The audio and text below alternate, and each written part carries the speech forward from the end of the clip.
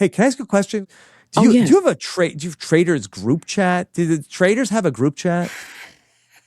I'm not sure. What do you think, Rob? The Traitors? Yeah. The band was broken up. No, do you think that the faithful have a group chat? The faithful definitely have a group chat. I know this for a fact. I'm also in a group chat with some faithfuls. Yeah. Yeah, you're probably in the good group chat. I'm in the faithful group chat and like, it sucks. I'm like, I bet there's a better group chat without me in it. Ours is good. We gossip. We talk a little trash. We talk about food. I knew I wasn't in the real one. Yeah. Yeah. Oh, I mean, I could go, go to the powers that be and ask. We can ask you to ours. Pure and unadulterated. Every week we got you waiting. Candiace and Michael.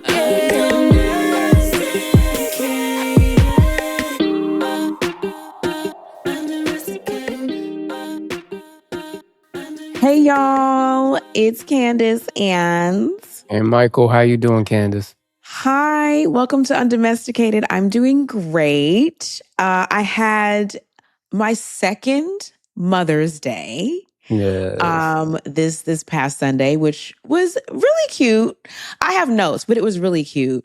So we can get into the Mother's Day talk of it all. But I also am really excited because we have a special guest, a dear friend of mine, former Traitors cast member from The Incomparable Season 4, former Survivor player, and aficionado of Rob Has a Podcast.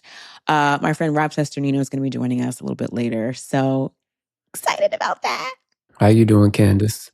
I'm great. I'm having a post Mother's Day glow of sorts. Yes. It was fine. It was kind of stressful. I would do it differently next year. That's what I'll say about Mother's Day. What was stressful?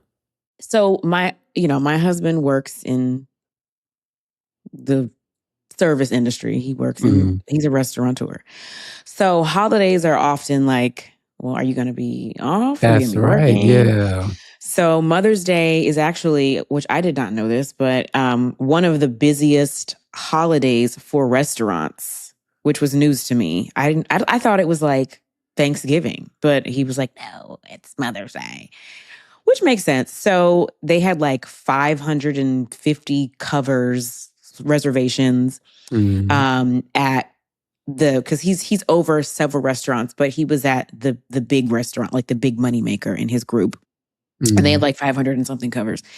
So I was like, I'm not going to see him. So I was like, I had to drive, and it was me and my mom and my sister, the baby, and my best friend, who is Jet's godmother.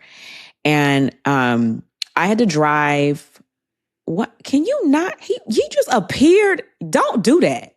Yeah, I'm talking about you. Yeah. He just like appeared like a white ghost. I'm white. Who are you talking to? I'm talking to Michael Arsenault on Undomesticated about Mother's Day. We're still shooting the podcast. Why are you in my business?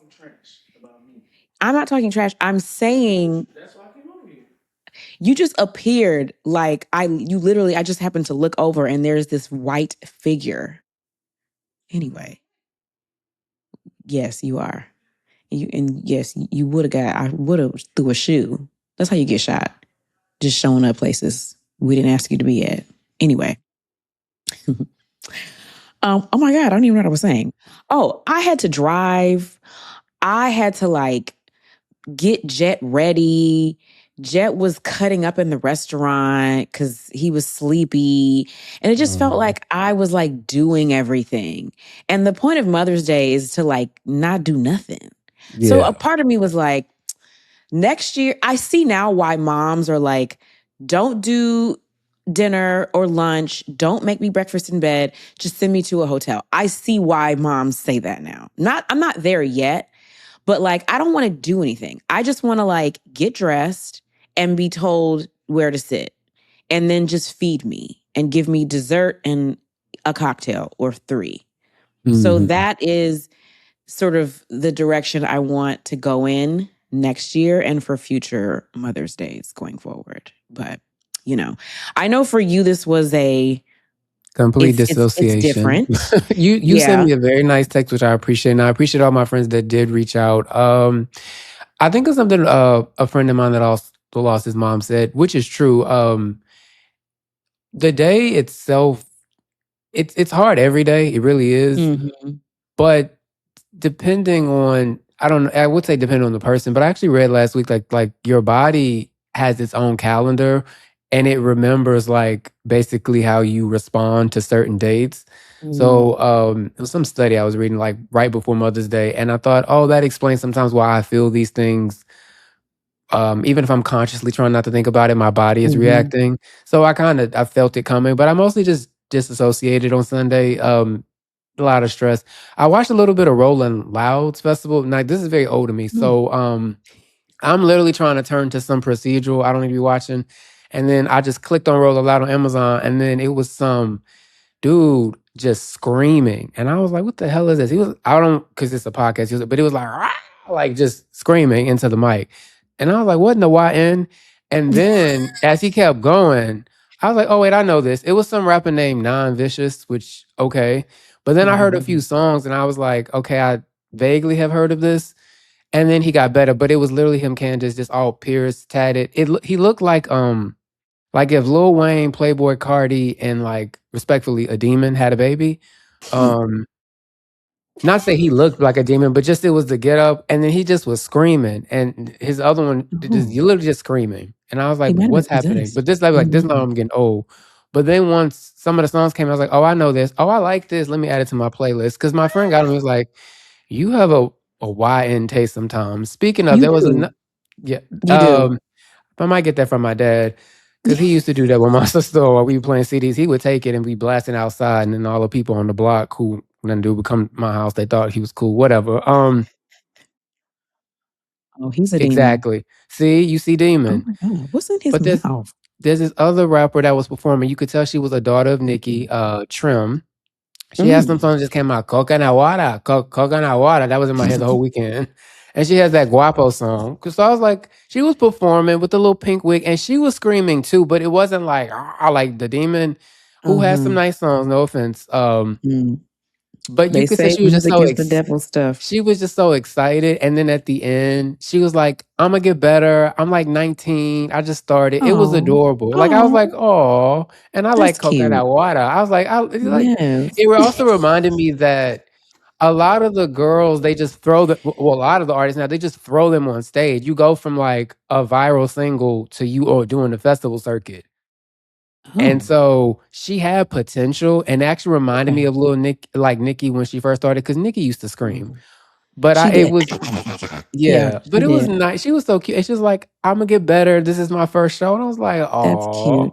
Yes. That's cute. For millennials into YN music, coconut water. You will like that because I've already had people say it's your fault I'm listening to Spin That Shit. You welcome. Yeah, that Carisha song is cute. I listened to the whole thing and for like the next 12 hours, I couldn't get it out of my head. So yes, thank you. But it actually it's a good song. It is. You know, for the times, because she got a hit. It works. It does She's proud too. And I'm proud of her. Well, I don't be. say proud because the affiliate, but no, actually I'm proud. You tried and you're getting better. You did your thing. Your mom was with you. How was Miss Dot? Yes. Did she have a good time? Because you told me she had you watching the shows. Child, if I'm like... She got Candiace to watch Housewives. She got me to watch Atlanta Housewives. And I had said that I was going to watch Atlanta and Rhode Island. When I have the moments to sit and watch, I want to like close my eyes or stare into a corner of the house or like rearrange a wall in my room. Like I can't, I have so like little space for like leisure right now, which I'm not complaining. I'm grateful. But when I have the time, I'm like, do I want to turn on and watch these bitches? I get it. And I said to you earlier, I have probably a semi like curmudgeonly take on and I've said this before, on what I saw of this episode of Atlanta Housewives. I did think it was good because there were moments where I was like looking down. I was on my phone and I went, what did she say? And then I cracked up. So it's working. What you're doing is working. And I do feel like from what I've seen on this episode, and I saw a little bit of 2 weeks ago, and what I've seen online and what I'm hearing, it does sort of it's starting to feel like we're going back to like old Atlanta in a lot of ways. Like having them all crammed on the Sprinter van, going back and forth, and you got the OGs working. Like Portia was craning her neck to get down to Kelly and give her the business. And what did Kelly say? Something about, what, do nobody want that old she pussy? said something about or whatever she said. Hot chili Frito pussy or something like that. And she was like, which I was like, I mean, I'm not the expert, but Portia don't give that to me. That, I mean, if you Portia looks like a good time, respectfully. I don't. No, she's a fun time. Well, but I don't know if she was Kelly saying, because a lot of times on these shows, the audience does not know like the baseline lore. Like there's stuff about the girls on my former show that has been talked about many seasons over and over again, and it's cut out because protection. And that stuff gets thrown out. So it felt like, is Kelly giving us lore that we need to know that we don't know? No, okay. Kelly, I enjoyed Kelly that first season. I don't know how I'm feeling this season. She got a real hard on for Portia that I'm not loving. Now, a few episodes back, Portia, because she's calling her Horsha, and she keeps holding the Simon situation up at Portia. So Portia at a high tea with K. Michelle sitting there. And I saw that clip. So, Portia's like, oh, well, you talking about me mess with married men, but you mess with such and such and such. And I'm not going to. And actually, I noticed in that Sprinter van, Phaedra may stop Portia from saying the guy's name. And if I'm not mistaken, Claudia Jordan on with a Reality with the King, on their recaps, I think she mentioned that she actually knows that guy in question too, who is married, and that if got out, it would hurt a lot of people. So it seemed like everybody in real knows time, everybody. Phaedra was like, I know who you talking about, don't say that name. Because Portia was like, oh, you want to, she was, because I actually thought even before that, despite calling her horse and all these things, Portia did not go to the opening of, I forgot the name of it, but the chicken and waffle place that she opened, that's now closed, that location. Kelly's place. Yeah, Portia sent her flowers, and Kelly was like, broken flowers from a broken person. Oh, I heard that. Which, and that's my thing. I mean, I'm enjoying the show. It's not even about who I like personally, who everybody, but I will say when it comes to Kelly so far, it's a certain antagonism, like that she's given a portion. I'm like, what is all of this? She reminds me of someone, and I came to this conclusion just from watching this past Sunday's episode. She's sitting on the bus, and you see like this glimmer of like, oh, I'm like, she seems really comfortable. Like she's like found her role, and she's really comfortable like in this space. And there was this like glimmer in her eye. And for a quick second, she reminded me of Ashley. Forehead. Yeah, I could see that. And I was like, wow. But you need to have one of those. And I think, and correct me if I'm wrong, because I haven't been following as I should be, but I feel like Atlanta did not have that little imp of a person before. You need an imp. She's to kind of like, throw the rocks and fuss, and then you got to have some worthy adversaries that can, dig and bop them on the head and hit them back.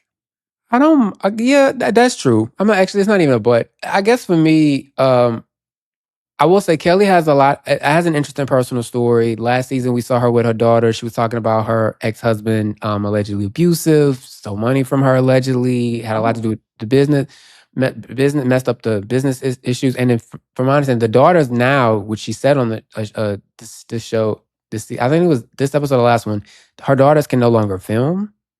So it's I a lot hate of when the husbands issues. do that. Yes. So part of me is like, yes, we do need that role. And I actually don't mind that Portia. Because, I mean, they cussed each other out in the Sprinter van and then they kind it of was just kept great. going. It was very professional. I thought it was great. Yeah, that's how you do the job. But then part of me also wonders, is this overcompensating because you can't get to tell your full story like you want? I don't know. But I will say, outside of Portia, now I would not want to go to some room and like a hotel, whatever, and it'd be dirty. I get it. But they dragged that out to the point that Cynthia had to grab in her 50 cent bag and like, stop bothering me, like her and Shamia and Kelly. Like you can tell somebody they just kept going. It was like annoying. Like, so what happened? They were on a trip. They go they're in Dallas, and then they went to some gigantic home that I can't remember if it was like the home from Dynasty or Inspired, something like that. It's like that type of, it's a sprawling space. Yes. And there's only so many rooms. So there's the main house, and then Cynthia had Kelly and Shamia, who are close. And I guess like the pool house, what they call like the outhouse, like it was the house where they were actually cooking the food. Okay, that might not be the best feeling, but it's not that big of a deal. But their rooms were not clean. Now, I would be mad about that too. Like, you gonna clean my bathroom? I need my bed together. Yeah. You know, you make your point. They've dragged it out, and it was annoying to watch. I'm like, we get it. And so Cynthia, who is just, she did warn us before the season, like, the new girls made her work. Like, the first scene was like, oh, Cynthia. They're like, no, she's in it. She had to get into it with Pinky a little bit last night. And they was fussing. That was a little more civil, but with Kelly and Shamia, she was losing her patience, and I was on Cynthia's side. I'm like, okay, she's doing the best she can. She told him to clean the room. We don't need all that. No. I like a turnt Cynthia though, because she don't do that a whole lot. But when she gets up there, the Alabama come out, and it's like, oh yes, Cynthia, that is that Alabama. She give is it to him, girl. Yes. It was. I'm really enjoying the season. I'm a little worried I'm not gonna enjoy everybody like I thought, but I think the show's come. I love Angela Oakley. I just need to put that on there again. Yes, and I'm a fan. And I did not like, it was I can't remember the exact comment, but something about like, who would she be if she weren't laying on her back? Like, as if everything that she's accomplished is related to her husband. I gotta talk about that. Go. Yes. So this is what I was referring to when I mentioned I might have a curmudgeonly opinion about the show. So I saw that scene where Kelly, and then this is the thing, because when you've been in the machine, you can't watch the machine without knowing how the machine works. So it's like, okay, this is a scene that might have been a pickup. It's like, oh, we need to get Kelly talking to Pinky real quick because we need to like get Pinky in and the people can get to know her, and we need to find a connection between the two of them. So let's have Pinky go check on Kelly, and let's come in this little room and have them sit on this couch. And the conversation was I literally was rolling my eyes. And this is not a slight at Kelly or Pinky. Don't come for me, because I don't have time to fuss. It's the circumstance around the machine that makes me roll my eyes, because the conversation was so just banal and just trite. And it felt like, oh my God, we're talking, well, they don't have anything going on, so that's why they come for us, because they're not talking about nothing. It's like that whole song and dance has been said, it's been done. Like, everybody is not coming for you because they don't have nothing going on. Now, do some girls have more things going on than others? Sure. But I'm just tired of hearing it. Like, let's come up with new material in regards to why somebody is hazing you or attacking your character or talking about your man or your wig or, what you got on. I want new material. Let's retire you ain't got nothing going on, and I have businesses, and I have my kids and my husband. And I was like, girl, okay, yes. Yeah, Who said, yes, it was Portia. She was like, yes, girl. Oh, she was talking to Eva. Yes, Eva, we all got a house. It was giving that. Shout out to Eva and Portia, whatever season that was. Portia ate her up in that ring, and I love that. I love Eva down. Eva, I just did an amazing project in New York with Eva. I love her down. But it was giving that. Like, okay, we all got a house, girl. What else is going on? My only other note with Pinky is when Cynthia was, I will say Cynthia, they were having a conversation. Cynthia was very direct with her. She told her you were Kurt. And then, because Pinky's been on one. Like, she come in kind of, well, she doesn't like this word aggressive, but I don't know. She comes in hot. And she said, we know we shouldn't use the word aggressive because we're Black women. And like, and I understand that. However, I'm sorry. At the same time, I get that you have to worry about other people, but at the same time, you're on a show with a bunch of other Black people. Sometimes Black people, folks can tell other Black people, yo, you being aggressive, because you are being aggressive, and it's not a racial rallying cry. Like, you can't always hide behind that and worry about what white people thinking. And she ain't worried about white people in that moment, and neither are any of us. We watching you, and you are aggressive. You can't like hide behind racial solidarity and all that stuff when it's convenient if you be in a certain way. Because if you care that much about all that, you be more mindful of how you spoke to the other women, including Angela, again, because you calling her a bitch. You kept calling her a bitch every other word. She got real. She got bothered really quickly, and I wish she didn't, because you can call her a bitch, but she can't call you aggressive. Angela that's won. Not it. She did. Angela won that because I don't like any of that. But I'm enjoying the show, and it might take you a while, and I'll just leave it at this. But when you watch Rhode Island, you will enjoy that. So I saw the beginning of, because it comes on after Atlanta? Atlanta, yeah. Right. So I saw the beginning of it, and they were at this big chateau. First of all, they all look like the same white lady. Yes, they do. Dolores. Which is Dolores. Liz, they all look like Dolores. Liz has Dolores' doctor, and maybe she passed the word. Once you learn their names enough and learn to differentiate faces, it's a really good show. And I love they just got renewed already while mid-season, which they've already been renewed. And I read in the report, it's apparently the second highest rated Housewives this year behind Beverly Hills. And I think to your point about the production, you can just tell that that's a real friend group with real history. Yes. And it kind of seeps through the show. I wouldn't be shocked that right after they film that reunion, they're like, actually, here y'all contracts, let's go to work. Because they want to keep that. But that show is, Atlanta is, I think they got it back. But I do love Rhode Island. It is hilarious. And the husband that is cheating actively on his wife. Yeah, what's that about? And he has the girlfriend, or he spends She almost showed up or something on at the thing. It is nuts. We haven't got to the part where he get arrested for putting a tracking device on her car. That's still coming. Oh yeah. Yes. That is some good white mess. I am into. I love white nonsense. Yes. Sign me up for white nonsense every day.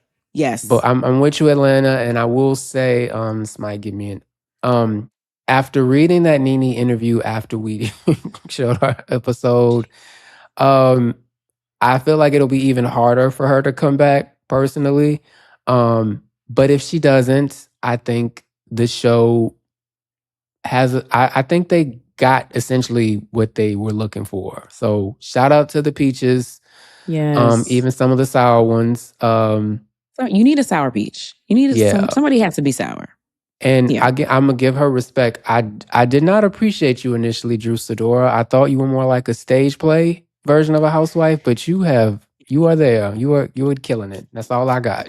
Okay. We love Drew around here. I'm a big fan of Delulu. I like the single. I like that. Yeah, that's a good song. No, I like Drew, and she looks really great. I'm sorry that man gave you so much trouble, but you are doing a good job this season. Oh, fuck that man. I mean, I know it's your baby daddy and all, but he can. And this is someone that has spent time with him. Ralph can go to hell with what's his name that you was talking about? Oh, that other man. Yes. The cheater. Yes, they can all go to hell together. Anyway, you guys, we have a special guest coming up. We're going to go back in time a little bit and talk a little Traitors. We're going to talk a little Survivor. We have my friend Rob Cesternino joining us. So stay tuned. BRB. Oh, we're back, and I'm super excited because we have a friend of mine whose podcast I was recently on. So we're doing a little swap here. We're going to have my good friend join us, my Traitors friend. And Michael, you have not met him yet, but we're going to all get to know each other really well. So you guys, we have Rob Cesternino on the show tonight. So I have a cute intro that I'm going to give to him. Yes. Yes. So before you speak, I want to give you your red carpet. So tonight's guest is a man who somehow turned losing Survivor into a full-blown media empire. And honestly, I have a lot of respect for it. He is a former Survivor player, the host and creator of Rob Has a Podcast, and he is now an author. His new book, The Tribe and I Have Spoken, is part love letter, part strategy Bible, part unofficial Survivor scripture. And yes, he was kind enough to send me a copy. So we're going to be talking about that. And I'm surprised because even after our little Scottish scuffle, like, we're still friends. So thank you for sending me the book. You may also know him from The Traitors, obviously, where he came in with this reputation that was so huge, bigger than I knew at the time. He practically needed his own cloak. His reputation was so huge. He clocked everything. He talked too much, and he knew too much. And unfortunately for him, got him murdered by people who respected him deeply. I am the people. So please welcome strategist, podcaster, author, Survivor scholar, Traitors casualty, and the smartest Survivor loser I know, Rob Cesternino. Wow, what a beautiful introduction. Welcome, Thank Rob. you so much, Candiace. Thank you. Hi, Michael. And listen, look, I'm going to go places. I'm going to talk too much. That's what I do. Okay. Yes, it works for you. It is your brand these days. So you kind of have to go with it at this point, I think. Right? Yeah. I'm going to talk too much. I'm going to lose reality shows. I'm going to do all of my things. So is this like a trend now? Would you do a different type of show and like maybe throw it on purpose since that's become the brand? I'm not throwing it on purpose. Okay. It's just what's happening. That's just how I roll. Okay. Yes. That's my thing. Well, it's so far it's worked. So I do want, since we already talked about it, I want to talk about this book. Look at this thing, guys. My nails are in the way. My nails are done today, so we can show my nails with the book today. Yes. Thank you. The Tribe and I Have Spoken. I love the cover art here. Yes. Thank you. Did you design this? So we had a great illustrator. Her name is Sam Bond, and she had been doing some Survivor illustrations on Instagram and some Survivor artwork. And we reached out, and in her day job, she does like medical illustrations for doctors. But in her free time, she likes to draw survivors. And so we reached out to her, and she did a lot of cool illustrations in the book. I love that. Dope. Yes. Well, Michael, I don't know if you know, is a brilliant author. I actually met him because of his work. We're both Howard University graduates. So I know you all can sort of commiserate and celebrate in the book of it all. I know there can be like book drama. Like when you're getting the book out, there's like blood, sweat, and tears in the book. No, it can. I was going to ask Rob, like, my first two books were published through Simon & Schuster, so I think that's actually really cool that they let you but you got to reach out to someone directly. But I would say they were really good about me with covers too, so that's really nice. The book has been out for a week. How does it feel? What is it like? Because I would imagine hustling for book sales is different than like hustling for TV viewers and podcast listeners. None of them are easy, but I feel like books might even be a bit more challenging. So what has that been like? And have you been enjoying so far, like the responses you've been getting from people? Yeah, it's been really nice to get the response from people who have been waiting for the book, and we've been talking about it on the podcast for 6 months since we announced it back in November. And then this past week has just been a whirlwind of just doing different stops to try to go and promote the book. And so I was very happy I just got home this weekend after being on the road for 8 days. So it really has been a grind to get out there, and I've gotten to meet so many people, but I am very relieved to be home now. Yes, I bet you Yes. are. I can imagine. The book, so the subtitle literally says "The Game's Smartest Surviving Loser," which Yeah. is it's rude, but it's that's accurate. I love the branding behind that. So, at what point did you decide or realize I'm not going to run from being this brilliant person who didn't win, and I'm actually going to like embrace this and build an empire on this idea? I don't know about I ever said like, hey, I'm going to embrace this and build an empire. But I think that part of my story has always been one of sort of like being able to be comfortable with being the smartest loser of Survivor, of being, in a self-deprecating way, Mhm. embracing what I've done, but having fun with it.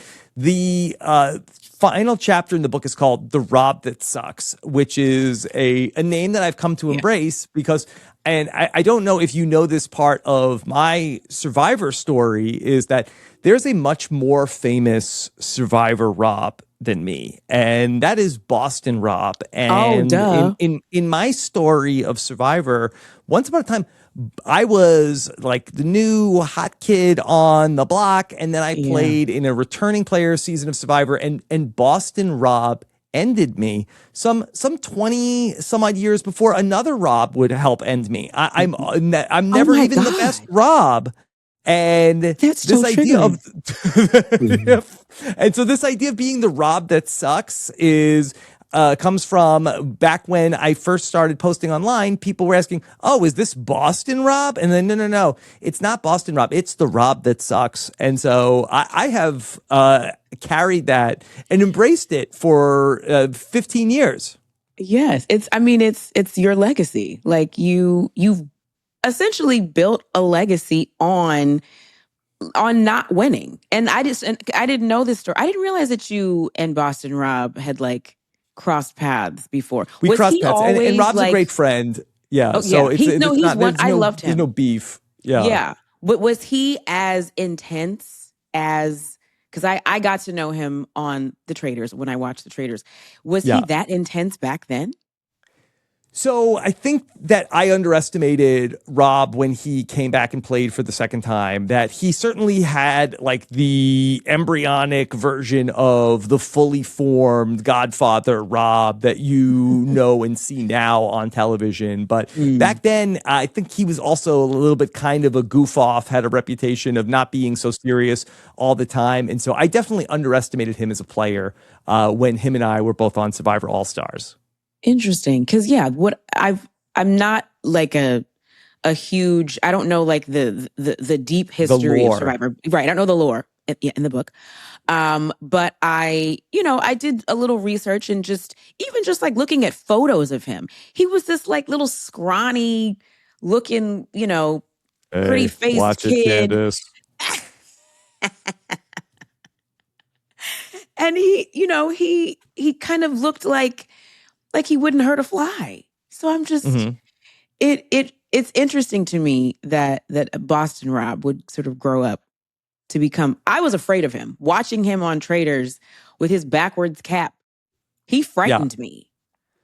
Well, listen, he's going to come in and he is going to come in and dominate a situation. He's going to come in and it's going to be his way or the highway. And that's either going to work spectacularly for him or it's not. But you know what you're getting with him. It's always going to create conflict and be really great television. And he's had way more success with it than he's had misses.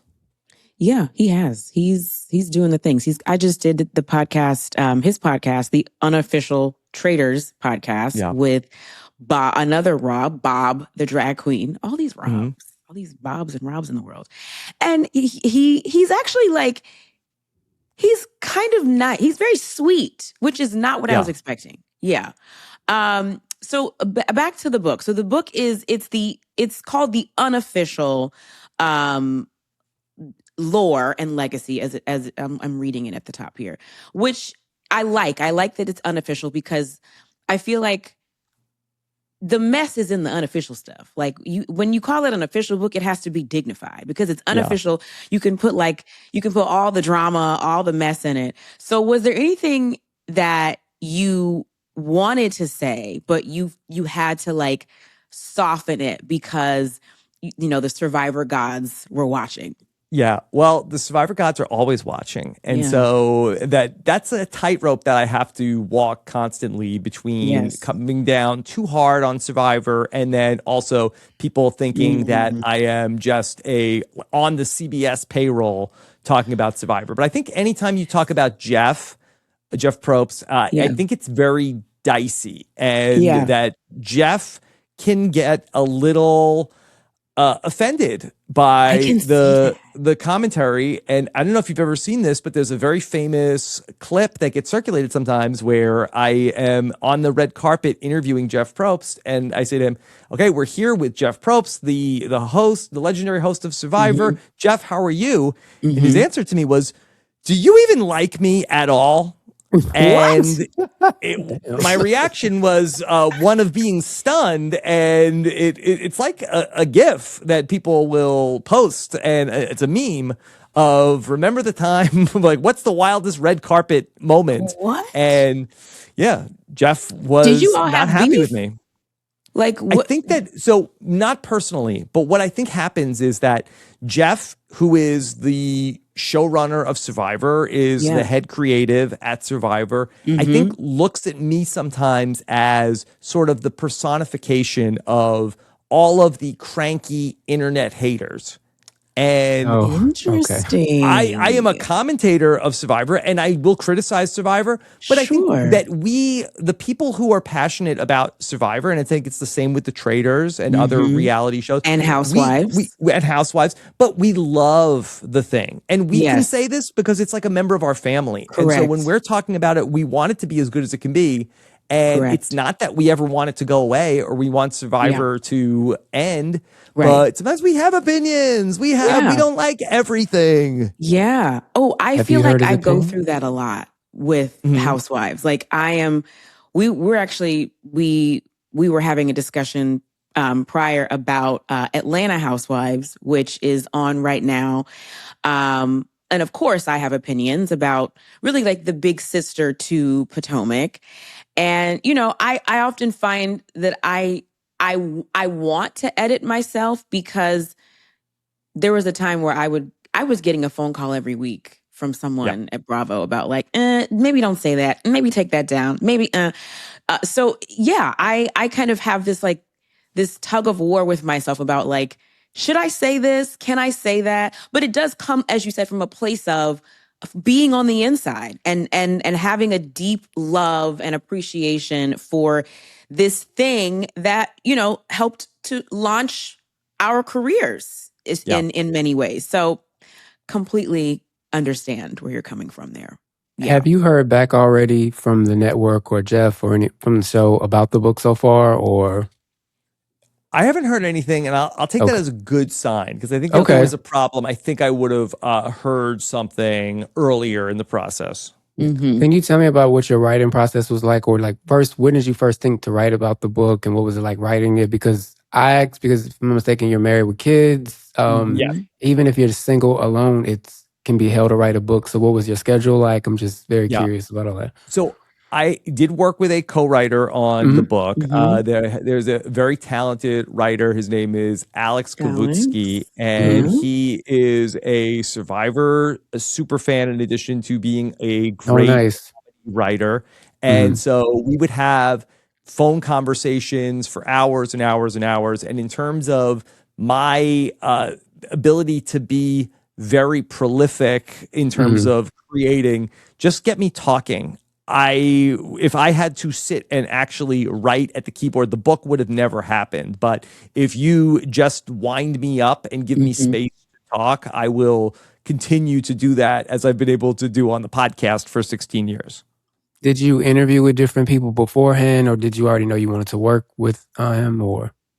So I did interview a few other writers, but a lot of the other writers that the publisher brought to us really didn't know a lot about Survivor. And so it was That doesn't a shock very me. easy decision to work with Alex, who not only did he know Survivor, but he had other Survivor alumni contacting me as references, Okay. whereas nice. the other writers that I was talking to seemed to like, okay, well, you I know how to write, but I don't know anything about Survivor, but you could tell me all about that. And so it was much more of a collaboration with Alex than I think it would have been with anybody else. And I can't imagine how this book would have gone if I went in any other direction. You would have been in hell. I'm fascinated that the writers were actually telling you straight up that they didn't know anything. No. And to be very clear, like I've written 3 books, but I ended up backing out of it. Took on like a celebrity ghostwriting project, but I knew who the person was and I was familiar with their life. But I can't imagine you, especially in this economy climate, looking for a job and being like, well, I don't really know what you're doing, but I can write. Don't be like that if you're interested in writing a book for yourself or anybody else. Never tell anybody that. So that's dope. Okay. Yeah. Before we continue, Rob, you have a fan that wants to say hello. Okay. I'm just listening to the interview. Oh, okay. Chris walked Is it in. Chris? He's literally, yeah. Shout out to Chris. Come on. Shout out to Chris, a He new said, "Shout Survivor out to fan. Chris." Yes, you've turned him into a Survivor fan. He was really excited to get the book. He's been thumbing through it, so he just wanted to sit and listen. But yes. Chris is. Well, I think the book is perfect and he's for a new waving. Survivor fan like Chris, who is like trying to catch up on. How do you catch up on 26 years of Survivor? And if you are somebody who's a newer fan, and I think that the book is a great entry point. Yes. I was wondering that. I have a friend that loves Survivor, wants to do Survivor, wants me to watch Survivor. I haven't seen it in a long time, but I'm like, it's been so many years. I just know I'm rooting for Siri. Am I messing up her name? Yes, Sri. Siri, yes. Yes. I see the clips. Okay, so it's a good introduction for people who want to know more about the show. If I'm not mistaken, you also talk about fame a little bit that you got from the show. Yeah, I tell What my was it like? story, and I was really happy that the publisher allowed me to also be somewhat autobiographical in the book, because that I understand from the publisher's perspective, we're really just looking for a Survivor encyclopedia. We're really looking for something that when I first approached them with the title, The Tribe and I Have Spoken, which is a play on the iconic The Tribe Has Spoken. I think that there was a concern, like, but what if people don't know who you are and they want to read this book? And we really pushed for it. And everybody knows Rob. Well, they know our Rob for sure. And that I wanted to talk about my interesting journey, where I started in the year 2000. I found Survivor while I was in college, and I did not have an aim in my life. And Survivor really became like a personality for me back when it first came on, and it was such a phenomenon. And then within 2 years, I was on the show. And then I spent many, many years podcasting about the show. So I think that my story is like an interesting backdrop to sort of frame the history of Survivor over 26 years now. No, that's great. You push for that. I agree. I think that, you should have your story in there, particularly because that's a specific time when reality first started, the year 2000. There's so much perspective that you can glean that people who do shows now wouldn't have. Glad you pushed for that. Sorry, go ahead, Candiace.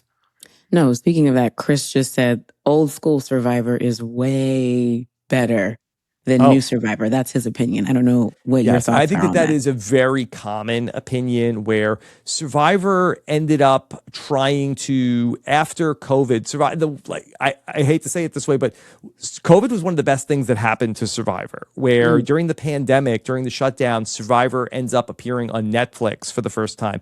And it ended up being a show that a lot of people discovered and binged and went back and started to find more and more seasons. So there's a lot of Survivor COVID babies who really discovered the show during the pandemic. But at the same time, Survivor went away for a year and then came back in a reimagined new Coke type format of that they changed the show to go from 39 days to 26 days and really threw a bunch of off the wall twists to try to keep the show really keep everybody on their toes. And not everybody loved this new format of Survivor, which was the 26-day version which was a very specific format as opposed to the 39-day old version of Survivor. That's too long. 40 days and 40 It's long. nights on an island. You're naked. You have mosquitoes biting your ass. No. For 40 days? No, thank you. I wouldn't survive 2 days, in my humble opinion. But you can have it. You can have that. Yeah.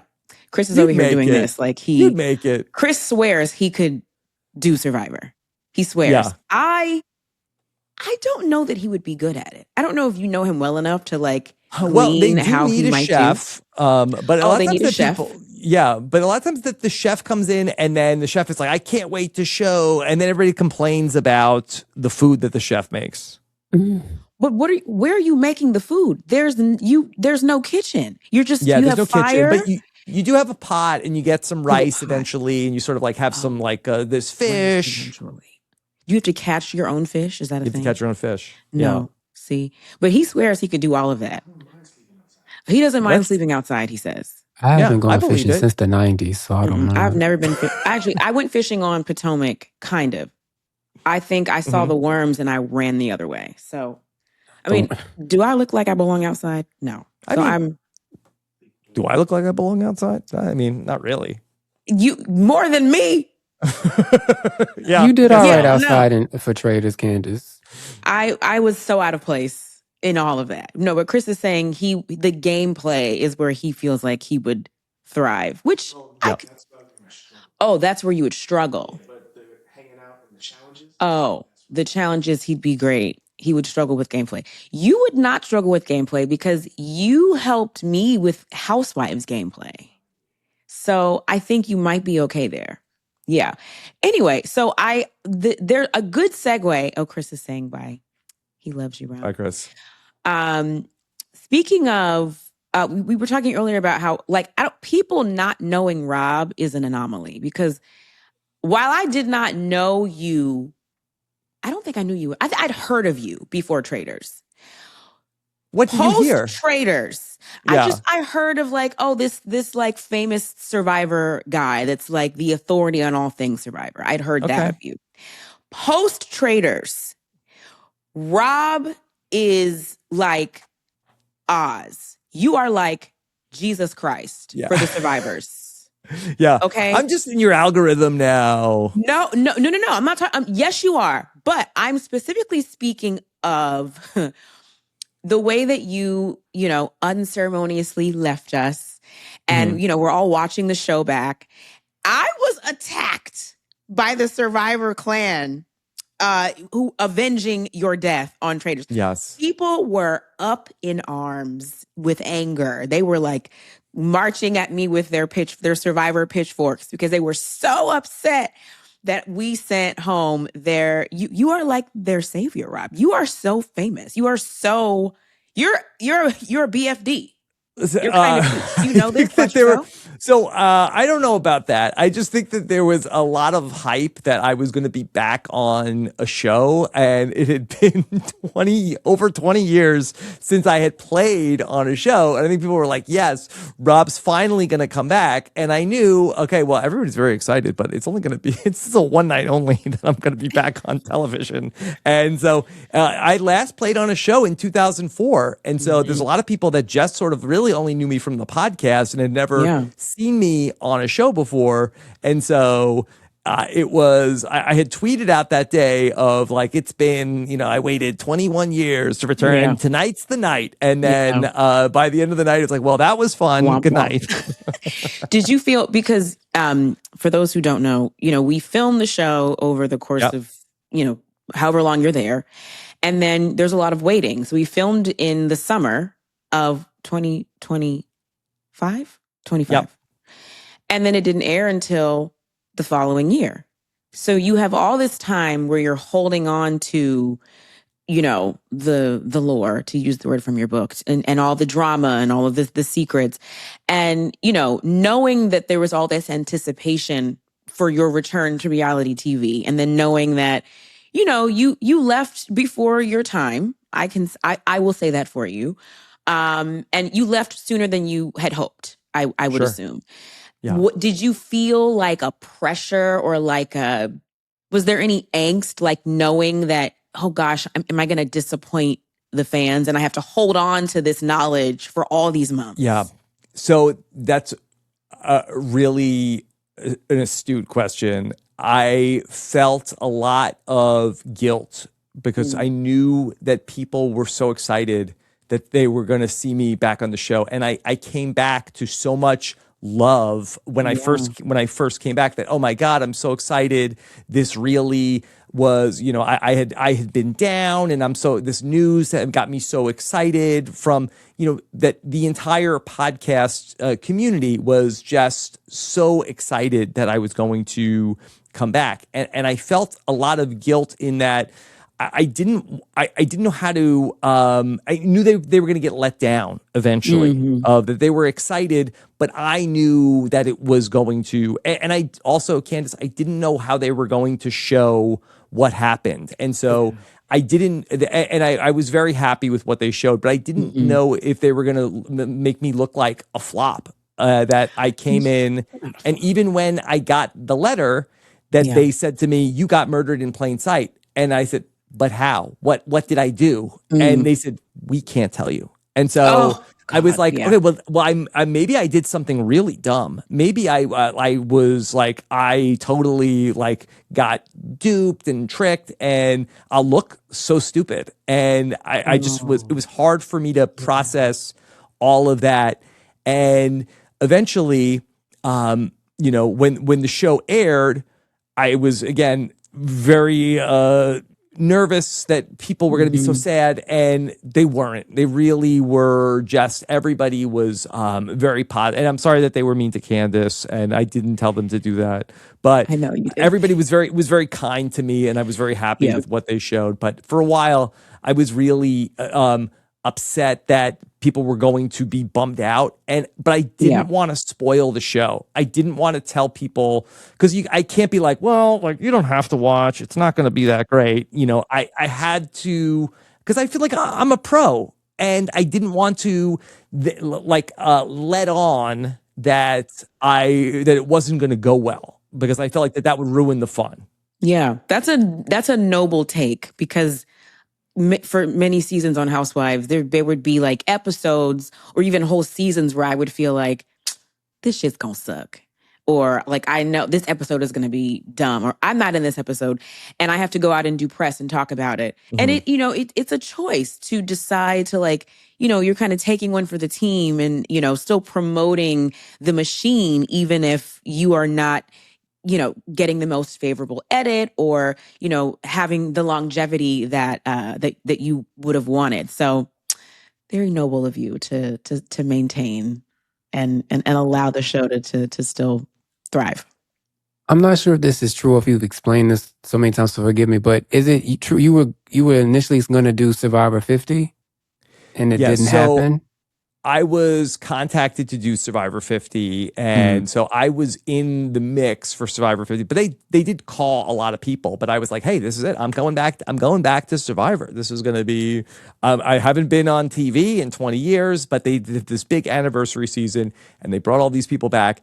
And I had a call with the producers of Survivor back in January of last year, and it didn't go great. I think I was a little tight in my conversation with the producers of Survivor, and I think that they wanted me to be like, "Let me at him! I'm gonna destroy everybody." But that's not me, and I didn't do that on the call, and so I felt like things were not going great with Survivor.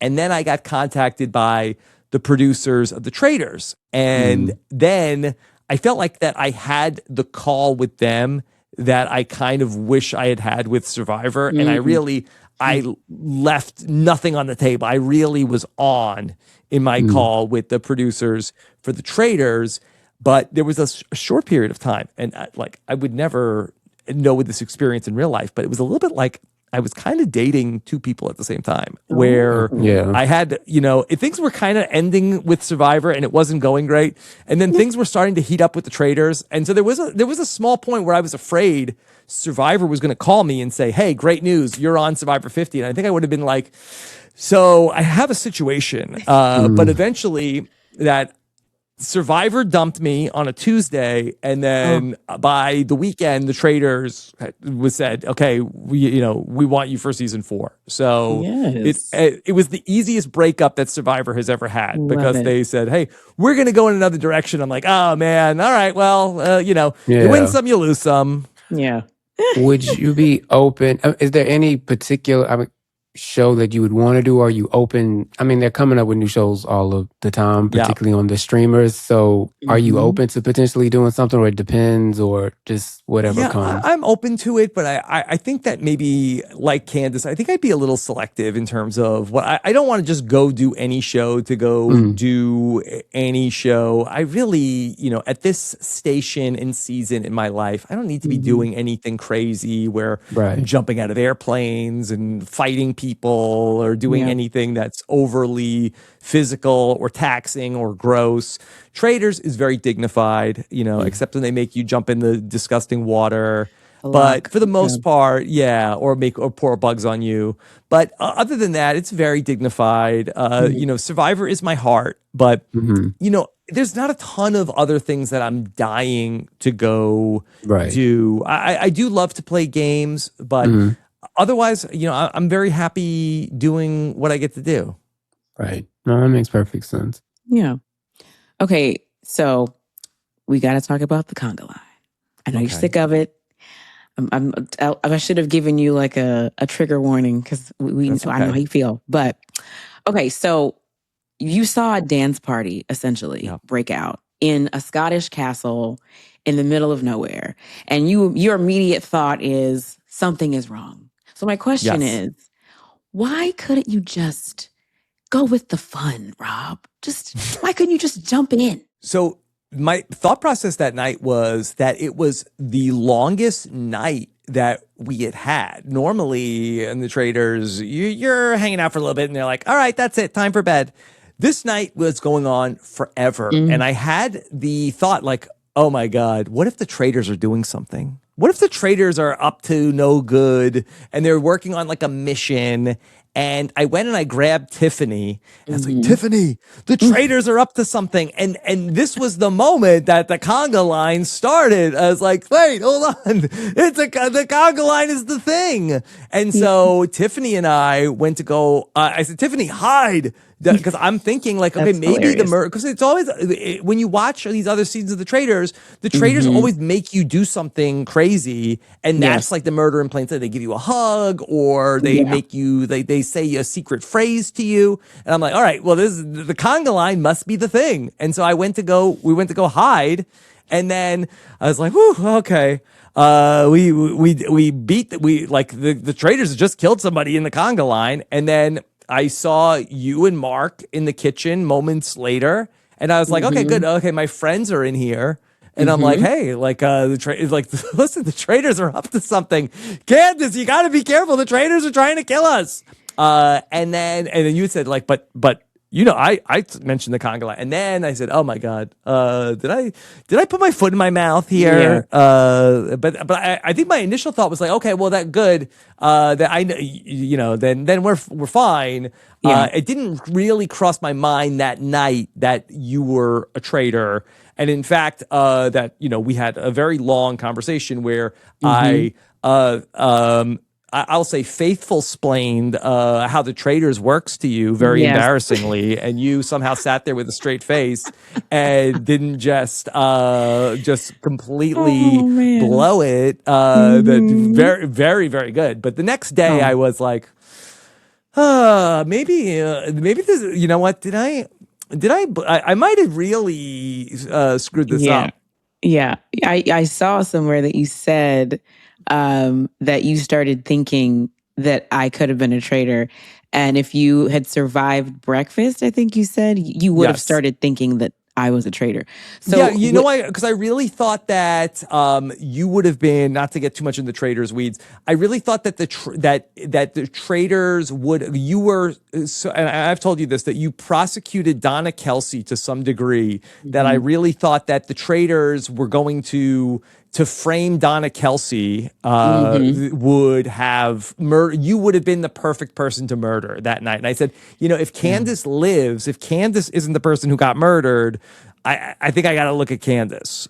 So that was you were going to come to breakfast the next morning and start throwing my name out. No, I was not. That's not what I was going to do. I wasn't going to be like a big mouth. You know, I'll tell you how bad I was. I was really like, you know what? I think Donna's getting a bad rap. You know what I'm going to do today? I'm going to save Donna Kelsey because America's mom's in trouble. I'm going to save her, and I'm going to be the hero to all the Swifties because I'm going to save Donna Kelsey. So I really I can't thank you enough for saving me from embarrassment of, you know, they say on The Traitors, you either die a hero or last long enough to see yourself become a dummy. And so thankfully I died a hero before I could go on to be a dummy dum-dum. Yeah. I honestly think it would have been nice to have you around a little bit longer, but I do just, you're a martyr. You're like a gone too soon martyr. And it's better to be that than, you know, to be our dear sweet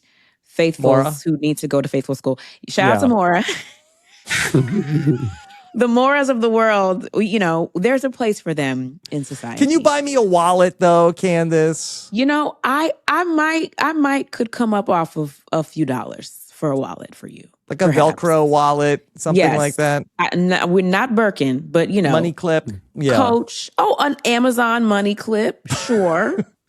Yeah, I got my husband one of those. We could get you one of those. Yes, we could do the bargain version of what Rob and Mora did. Fine, that's fine. Thank you.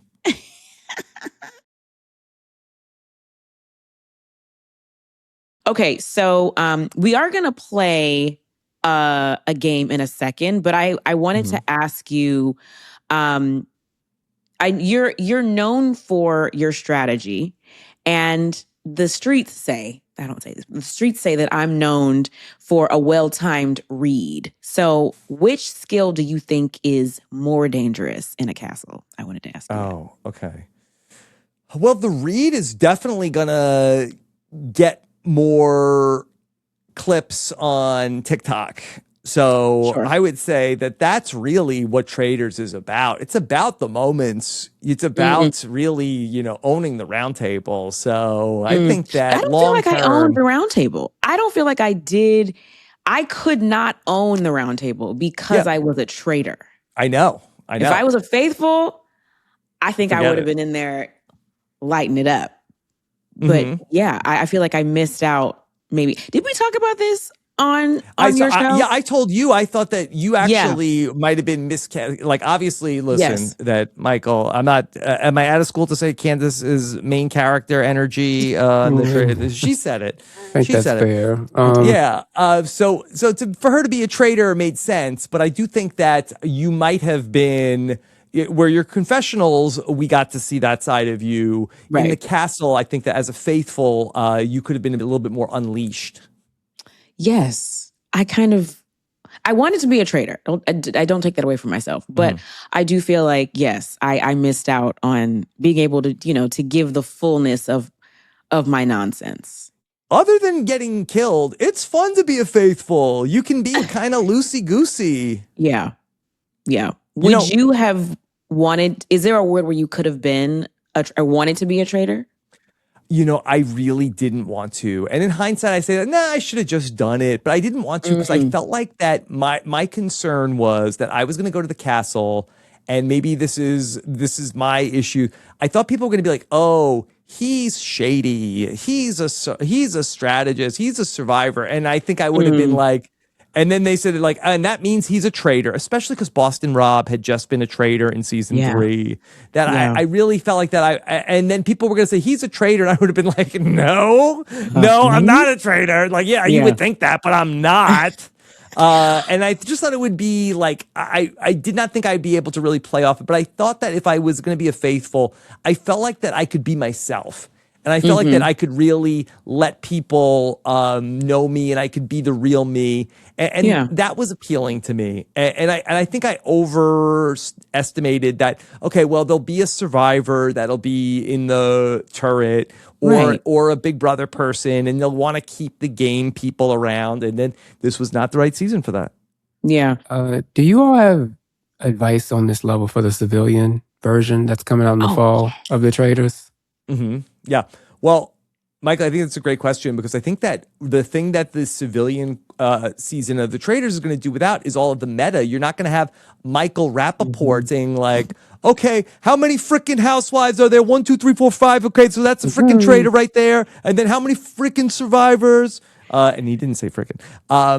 So I think that for the civilians, I think that really what you kind of want to do is really just not stand out for a little while, because I think that these people don't know you from anything. And so you have these pre-existing relationships in the, typical, can I call it celebrity traders? In our normal traders that we have, where that people come in with all these reputations and everything and relationships. But really, if you just don't stand out, like, people have nothing to go off of. And I think you could really fly under the radar for a while. I'm also curious, when you were on the show and when you left and it was airing, with all of the social media stuff and it got a little hot at certain points, are you paying attention to that, or are you just scrolling by really fast? Or I'm paying attention. Okay. It never really got hot for me. I wasn't there long enough to really have any haters or anything like that. But I saw all of the stuff. Ciao. The drama. Yeah. Reminisce. Okay, go ahead, Candiace. Hey, can I ask a question real quick? Do you have a do you have traders group chat? Do the traders have a group chat? Not sure. What do you think, Rob? The Traitors? Yeah. The band was broken up. No. Do you think that the faithful have a group chat? The faithful definitely have a group chat. I know this for a fact. I'm also in a group chat with some faithfuls. Yeah. So they were kind enough you're to probably let in me the good group chat. I'm in the faithful group chat, and like, it sucks. I'm like, I bet there's a better group chat without me in it. Ours is good. We gossip. We talk. We talk a little trash. We talk about food. I knew I wasn't in the real one. Yeah. Yeah. Oh, I mean, we could. I could go. Go it's to the powers that be and ask. We can add you to ours. We haven't actually talked in a while. But yeah, I'm in a good one. Although one person in our group chat, is like kind of exiled, and I'll let you figure that one out. Yeah. Anywho, yes, but yes, and then I know there are others. There are like a bunch of like little offshoots of random people. Yeah. And then who do you talk to, like, just one-on-one? Do you talk to anyone from our cast? Not really. I don't have any like drama per se with anybody, but just like to check in and be like, hey, hey girl. Yeah. No, not really. I talked to a few, like, just like, I'll text with Tiffany. Tiffany is a hoot. She's been on our show. She's hilarious. I talked to her. I talked to Kristen. I talked to Mark. I talked to Monet some on Instagram. So yeah, you just to check in with the people and see, how the kids, what you doing? Rob said said the season wrapped. Rob is busy. No, Rob is too famous. No, Rob is famous. No, it's he wish everyone well. I'm ready. I'm ready to chat. Where's nobody's looking for me. Put him in the group is what chat. I'm saying. Put him in the be group looking. chat. Y'all need to look for Rob. Y'all send Rob a DM. Cast season 4. Stop being rude to Rob. Anywho, it's fine. Okay, we're gonna do this quick little rapid fire game. It's super simple. I'm calling it the tribe or the turret, and you just answer these questions at your leisure. Okay, so better social game: Survivor Rob or Traitors Rob? Survivor Rob. The tribe. Okay. Yes. Most dangerous player archetype: the quiet gamer, the loud faithful, or the charismatic housewife? Charismatic housewife. Okay. Would you rather be banished for being wrong or murdered for being right? Murdered for being right. Wholeheartedly agree. Yeah. Yeah. Who would survive longer on Survivor? Me, Lisa Rinna, or Michael Rappaport? Oh. See, I think you would quit. Michael Rappaport would get I wouldn't voted go. out. So Yeah. I'll say Lisa. Lisa, she's like a under the radar kind of like dark horse that might get to the end. I could see that. Yeah. I wouldn't show up. I wouldn't be there. I really felt like that Lisa, who I had known quite a bit about before we went out there, I really had a different reputation for her, and I'm sure this was, came up on the show, but I really found her to be much more down to earth than I ever would have imagined. Totally. I think that I think she would really like embrace the Survivor part of it. Yeah. Agreed. Okay. Who would cause more chaos at Tribal Council? A Bravo cast member or a CBS cast member? I think Bravo cast member, especially if it was the reunion show. I mean, I've seen, I watched 49 and I saw like the end, and I've seen clips of Tribal Councils and it gets a little heated. Like there have been moments where I was like, is this a Housewives reunion? So I think it could be either one, but it's your answer is Bravo. Mm-hmm. Okay. Would Jeff Probst or Alan Cumming be scarier to disappoint?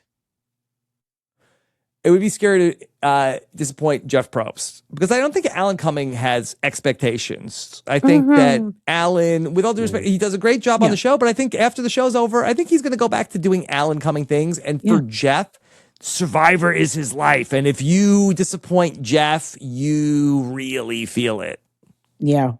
Okay. Which is more dangerous? A hidden immunity idol or a housewife with a receipt? Housewife with the receipt. Really? Yeah, because I think that the hidden immunity idol is like good. You kind of want you want that. Housewife with the receipt. If it's against you, forget it. They're gonna beat you down with that receipt. The receipts can be nasty. Yes. Okay. Would you ever play with me again? Sure. What show are we doing? Traitors. Yeah, I mean.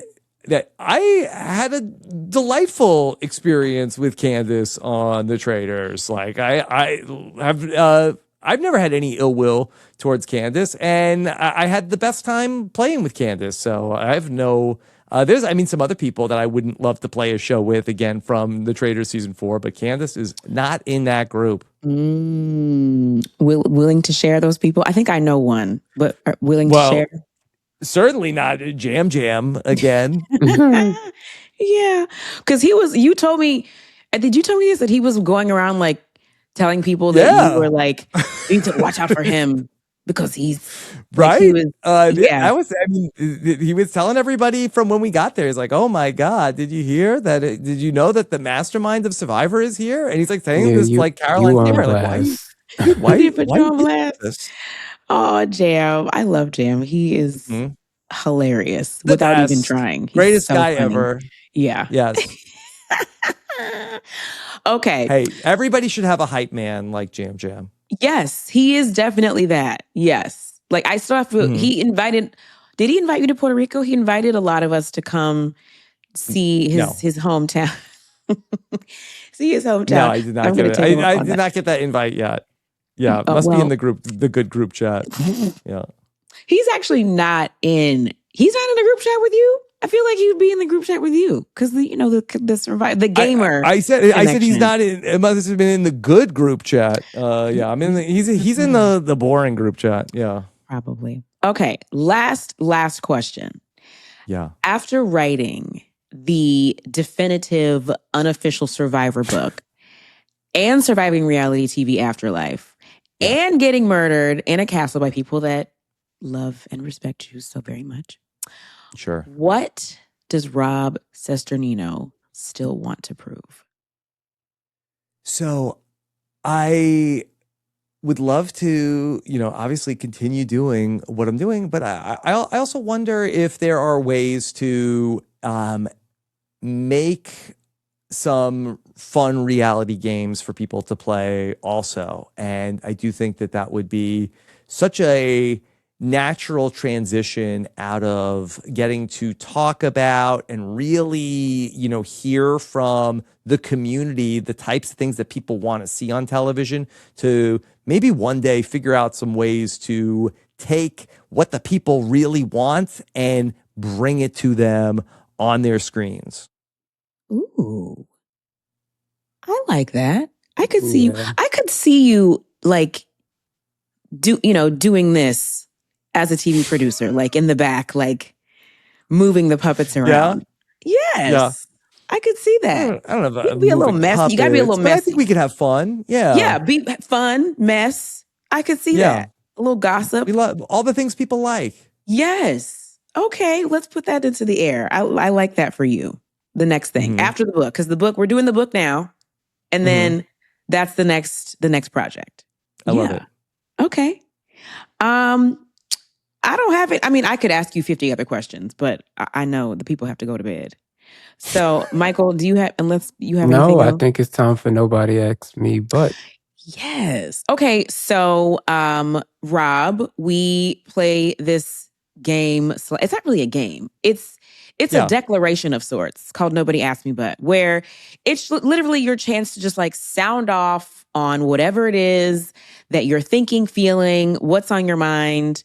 And as our guest, if you would like to go first, that is your right. Nobody asked me, but why does every hotel room need a giant big ass TV? Who's watching the TV in the hotel room that there's nothing on? You're in a strange city. You don't know what any channels are. First, there's nothing on regular TV. Everything you want to watch is on streaming. There's no way to connect your devices to this giant 75-inch TV. And God knows you don't even want to touch the remote control in the room.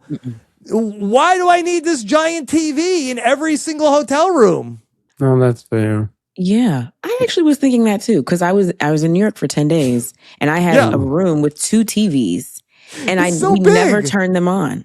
No, even with a baby in the room. Yeah, I've traveled so much these last few months. I don't think I've turned the TV on in one hotel room.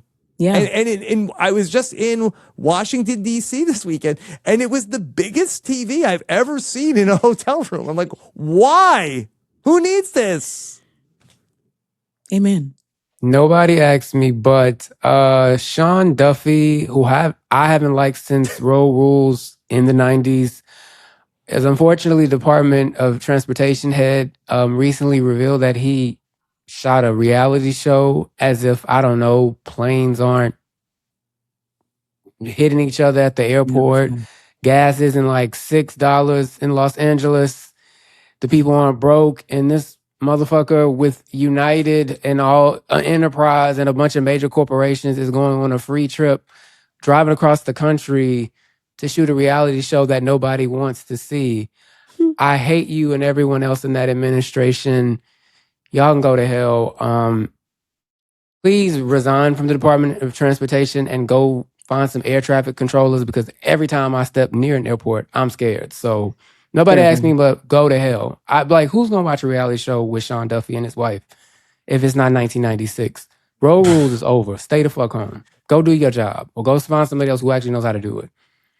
Yeah, I'm frustrated because I literally just saw him promoting it like 10 minutes before we started recording. I'm like, are you serious? About what? I think a person got hit by a plane. Literally, yes, in Denver. Literally, Kim. Yeah. Somebody Go just got fix that. Yeah. Driving around the country, Candiace, America's 250th birthday, and he decided he wanted to do a reality show. I'm surprised his boss allowed it, because that's the only one that's like the reality TV queen, but whatever. America is ghetto. Anyway, okay, my turn. Nobody asked me, but Lemonade is, for me, the best of Beyonce. Oh. I love Renaissance. Cowboy Carter was fine. I'm very excited about what I believe to be the impending rock album. I do think it's rock. I myself have aspirations of doing a rock album or just infusing rock into the R&B of it all. So I'm going to be taking copious notes. I'm excited about that. But for me, you know, everybody talks about Four and about Renaissance and all the Beyonce, although Lemonade is her best work. And we can argue about it in the comments because I've had arguments about it, and we do have a Beyonce.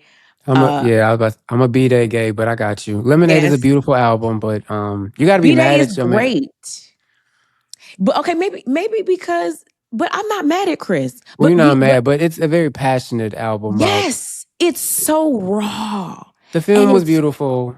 And the way that she gave it to us, I also feel just very connected to. I mean, she changed the game with the digital drop. She said it like she literally changed the way that artists release music with this album.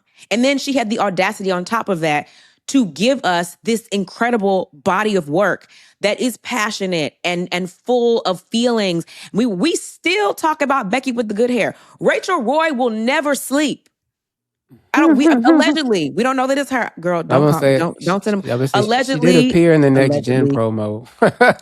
Fine. Yes, she did. Fine. Whatever. I'm not saying it's you, but girl, we know you're not sleeping. We know you have bags the size of Gucci under your eyes because you are not sleeping, because they still give her grief. That album, and then the other thing is, that was one of the first albums that I heard that liberated me into feeling like you don't have to be pigeonholed to one genre in a body of work. Because before that, it was like, okay, if you're a pop artist, you got to do pop. If you're rock, you got to do rock. If you're R&B, you got to do R&B. Beyonce said, no, bitch, I'm about to give you country. I'm going to give you R&B. I'm going to give you pop. I'm going to give you rock. I'm giving you bluegrass, everything under the sun on this project. And I was like, wow, I can do that too. Because that's what I always wanted to do. And I was always told no. And it's like, no, Beyonce said it. Beyonce did it. So I'm going to do it. So for me, it's Lemonade. There were too many firsts and just like ceiling breakers and groundbreakers and trailblazing moments in that project. So for me, Lemonade is her greatest body of work thus far. She's not done, but that's it. All right, and don't cheat on Beyonce. Thank you so much, Rob, Beyonce. for doing the show. I wouldn't. Yeah. Congratulations again on the book. Thank you, Michael. Go get the book. It is available wherever you get your books. Where can we get it? RobHasAbook.com. I read the audiobook too. Oh, I love that. There's an audiobook. Yes. So go pick it up. He wrote a nice little note in here for me and Chris. That's just for us though. So, you know, we're special over here. Yes, Rob, thank you so much for joining us and giving us your wisdom and being kind to me, even though I murdered you. I do truly love you. Candiace, I think the world of you also. And, you know, I've never once had any hard feelings. That's the show. It's the game. That's why I love the game, because it is about the game. We're not talking about your man or why your wig is crooked or, you know, one of your boobs is deflated. I mean, you can, but that's not the game is not about those things. That's why I love that game. And I would do it again. I would do it again with you and our whole cast. We had a great cast. So thank you for being a great cast member. Thank you. We do a little outro here. We're gonna end with Rob. So thank you all for listening. Please continue to watch and like and subscribe and do all the things. And also check out Rob's podcast. Rob Has a Podcast, wherever you get your podcasts. It's a hilarious show. He be talking all kinds of shit and laying the smack down on the people. It's great. That's true. Love that. So guys, thanks for tuning in. As always, may your life be soft. May your boundaries be strong. And may your group chat stay private. See you next time on Undomesticated. Bye. Bye, y'all. Undomesticated is presented by Odyssey and Agenda Management and Production. Our executive producers are Brandon Sharp from Agenda Management and Production and Corinne Gilliard-Fisher. Our executive producer from Odyssey is Leah Reese-Dennis. Miguel Contreras is our senior producer. Michael Arsenault and Candice Dillard-Bassett are our producers. Sound design, video production, and engineering by Miguel Contreras. Booking by Jillian McEwen. Original music by Candice Dillard-Bassett, Nairi Davidson, and Donald Hazel Sales. Special thanks to Nairi Davidson, Maura Curran, Josefina Francis, Hillary Schuff, Eric Donnelly, Kate Hutchinson Rose, Lauren Lombardi, David Gannon, Kurt Courtney, and Lauren Vieira. It's a lot of names.